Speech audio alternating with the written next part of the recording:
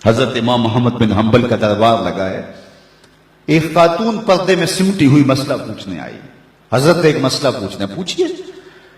کہا کہ میں سوت کاٹتی ہوں، دن کو بھی کاٹتی ہوں اور رات کو بھی. جب چاندنی راتیں ہوتی ہیں تو میں رات کو سوت کاٹتی ہوں، لیکن دن کا سوت اور رات کا سوت الگ الگ ہوتا ہے.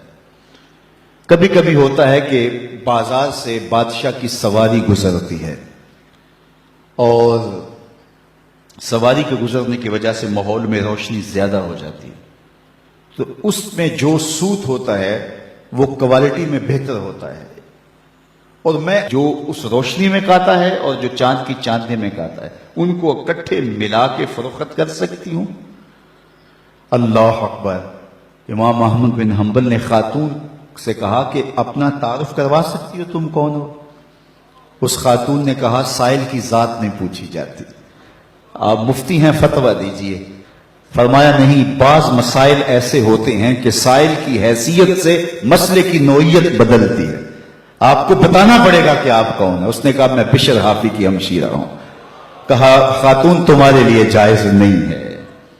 امام شاہ احمد رضا خان فاضل بریلوی علیہ رحمہ ایک دعوت پہ تشریف لے گئے تو اس نے انواع و اقسام کی چیزیں رکھی. تو شوربہ بھی رکھا تو آپ نے تھوڑا سا شوربہ چکھا تو اتنا لذیذ تھا کہ جی چاہا کہ شوربہ پیوں. تو صاحب دعوت کو بلایا، کہا کہ اگر تم اجازت دو تو میں شوربہ پی سکتا ہوں.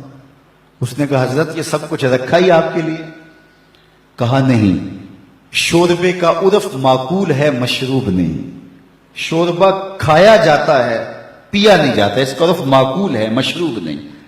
تم نے شوربہ تیار کیا ہے کھانے کے لیے، سالن کے طور پہ، اور اگر میں پی لوں اور میرے دیکھا دیکھی باقی بھی پینے لگے تو شوربہ تو ایک جھٹکا بھی نہیں لے گا اور تمہیں شرمندگی ہوگی. اس لیے میں اگر پینا چاہتا ہوں تو میں آپ سے اجازت لینے کا پابند ہوں، اس لیے کہ میں عرف سے ہٹنے لگا ہوں. اور ہم سب کچھ ہڑپ کیے جا رہے ہیں اور ہم صوفی ہوتے ہیں، ہم غوث زماں ہوتے ہیں.